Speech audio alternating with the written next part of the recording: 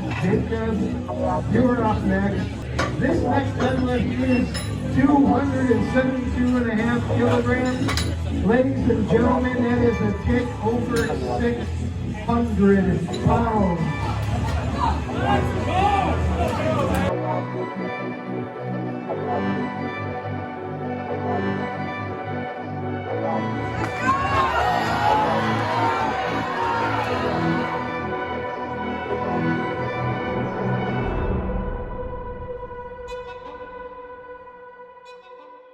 Hey, my name is Alex, and I'm coaching the greatest deadlifter in Michigan. Nick and I started working together in February of 2021. He weighed roughly 174 pounds, and his deadlift 1-rep max was 515. Within 2 months of working together, it was clear that I was working with somebody with extremely high potential, so I asked him if he had any plans on powerlifting. He said no, and I said, you might want to check it out.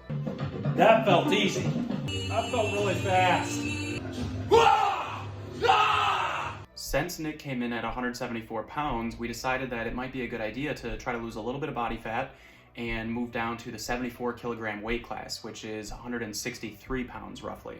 Now, since then, the USAPL has changed and it's now 75 kilograms. So if you're watching this from the future or really even the present, it used to be 74 kilograms. So what we did to achieve the weight loss is we put him on a calorie deficit and had a daily protein target minimum. More than anything else, we focused on form together. He was already strong, we just needed to lock in, the execution and the technique of the lifts. When Nick and I started working together, I asked him to send me a video of one of his deadlifts. Here are the things that stuck out to me most. First, he wasn't pulling the slack out of the bar or pulling himself into the bar. Fully pulling your slack out of the bar by engaging your lats so you're extremely tight to the bar means the bar will slide up your body and you'll limit the need for the lower back to strain the weight up. You'll know you're doing it right if your hips and chest rise at the same time. If your hips are popping up first, you're probably not pulling the slack out of the bar, or you're at too low of a hip position. A tip I like to use for engaging the lats is to pretend that you have oranges underneath your armpits and you're trying to squeeze the juice out of them. Second thing I noticed is that his head is pointing up. You want to keep your cervical spine neutral to the rest of your spine.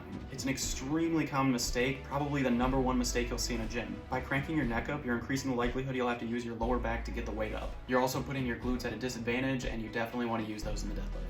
Third thing I noticed, his hips were too low. Nick has very long arms, long legs, and a short torso. In this clip, he is almost starting the deadlift as a squat. A tip I have for this is to hinge down to the bar, not squat. The fourth thing I noticed, his feet are too far apart. Watch the knee closer to the camera shift out as it slides out past the arm.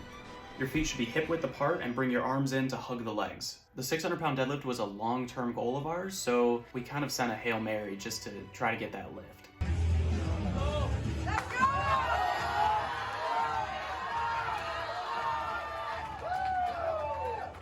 The refs say, yes, 600. Oh yeah, and then we switched stances and hit 600 pounds there too.